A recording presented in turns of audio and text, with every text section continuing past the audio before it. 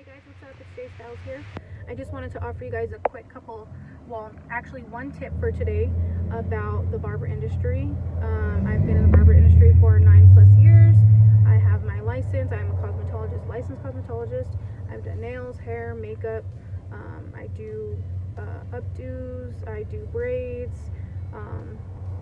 I run a brand called Barber State of Mind. That being said, this right here, Badass Barber with the barber pole. This is a tracksuit for women. I also have tracksuits for men. Just wanted to throw that out there. Barber State of Mind. If you look on my website, jayslife.org, you guys can shop my site. I have a men's tracksuit, sweaters, shirts on there. I sell do-rags, lashes, and a scalp luxer as of right now on the site. So you guys go jump on there before I get started with the video. jayslife.org. You can also book on there. So yeah, go check that site out. Don't forget to like, comment, and subscribe, and let's jump into the video. For you guys, I wanted to come and talk to you about one of the biggest mistakes I feel like new barbers make. When you do this one thing, it kind of gets you off to a horrible start. A couple things, like it makes you look unrespected in the shop that you're in. All the other barbers are kind of like looking at you like, who do you think you are, you know? And it's not good for business. I feel like the thing about having that license, when you finally get it, you feel like, yeah, I'm a business owner. Yeah, like you are, but at the same time, I feel like the one thing that they don't really teach you in school is like the actual business side of owning your own business and running your business the way that is going to make you money and going to make you productive and going to make you give you the best outcome for your future. I think the biggest mistake is that we feel like we can make our own hours. Now, that being said, like, yes, when I got into the industry, my main thing was I was passionate about it, I was excited to do it, and then also I had children already, so I needed the flexibility, whereas like the 9-to-5 doesn't really give you the flexibility. If you're the only one that's like a caregiver in your house, you need to be able to go pick up your kids, you need to be able to do doctor's appointments, even though you try to do that stuff on your days off. What if you only get Sundays off? You know what I mean? What if your schedule only allows for that time and things like that? So the flexibility was one of the biggest things for me. And so at first, you kind of learn early on, but some people don't learn, and I've seen this happen I don't know how many times in my career with other people, and like I said, with myself for a time as well. And then you learn and you grow, and this is why I'm able to give you guys this information. Just one of the biggest mistakes is just thinking that you run your own hours. When you first start out, guys, I want to tell you the truth. Honestly, you might be broke for a little bit unless you have like somebody pulling you in clients, or you're just really good at marketing, social media, all that kind of stuff. If you know a lot of people right away, a lot of people, I've seen people come up like that, but it doesn't always happen like that for a lot of people. When you start fresh, nobody knows you, you're not the best at your craft yet, you're still learning, you need the practice, stuff like that. The best thing I would say is be behind your chair all day, from open to close, whenever your shop is open. Work the shop hours at least minimum, and as you grow, you have some skin in the game, you've been in there for a while, a couple years, you have a clientele, then you can start kind of maneuvering and shifting and starting to make your own hours. But I don't think it's very smart, and I think it's very stupid of newbies to come in, and newbies, I would say less than 2 years, I would say, and that's only because to me, you're really fresh at something until you've been through every situation, every haircut, every type of child you could have in your chair, every type of parent, every type of person, every type of situation. A good 2 years, I'd say. And sometimes you get stuff like later on down the road, that just pops up that you're just like, well, I never dealt with that, even years down the road. But I'd say about 2 years, you're pretty good. You have a good clientele base. You're able to really utilize the idea of being your own business and being a business owner. You're able to take that time off if you need.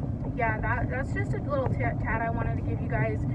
I'm gonna try to start doing little things like that, like what's good, what's not good, just stuff that I've seen in the industry. Kind of maybe I'll start a little series or something, but that'd be the number one thing, guys. Just don't feel like you you're big willing right away because you're not.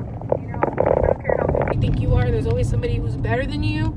Always somebody who's been in the game longer than you. And there's so much competition in this game that you really have to know that you want to be the best that you can be, so that you can be a competition to these other barbers and stylists. And you know, you have to really be the leading person. And so the only way to get there really is to actually be behind your chair, to get the clientele, to have the practice, to get the best at your craft. And the only way you're going to do that is to have the practice and to do what you do every day, repetitive, over and over. Learn different ways, learn different techniques. It's going to be hard. It's not going to be easy.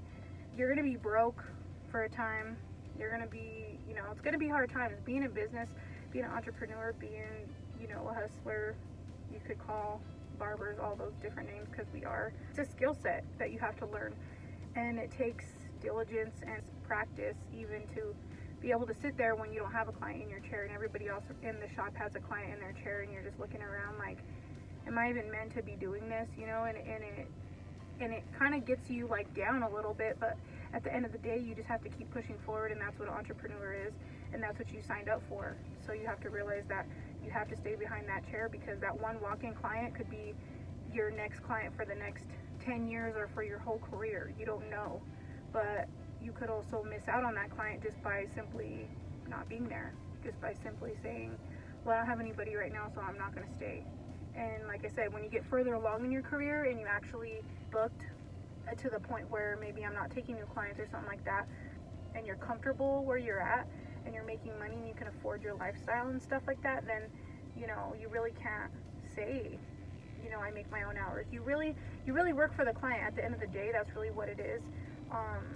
This is a service industry, and you have to understand that you're not better than your client.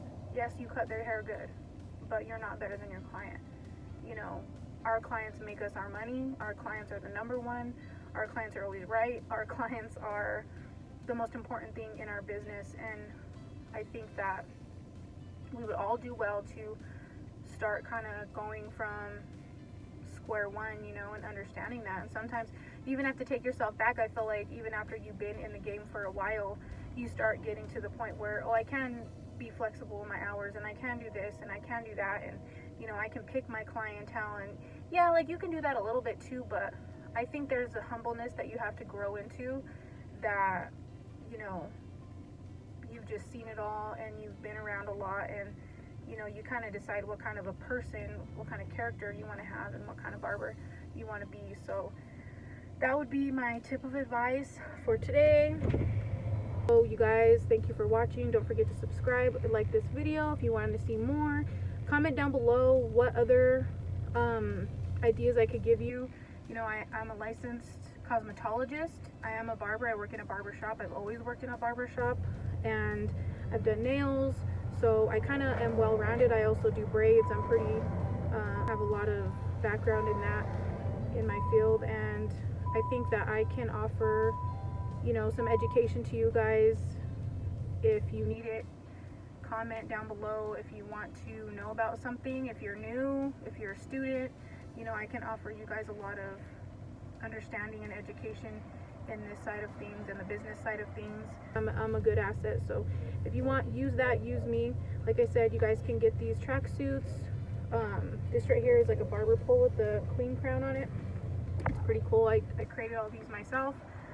They are my brand, Barber State of Mind. Like I said, go ahead and shop the site. Don't forget to subscribe, like the video, comment down below, share the video. Thank you guys so much for watching. I appreciate you so much, everybody who has already subscribed.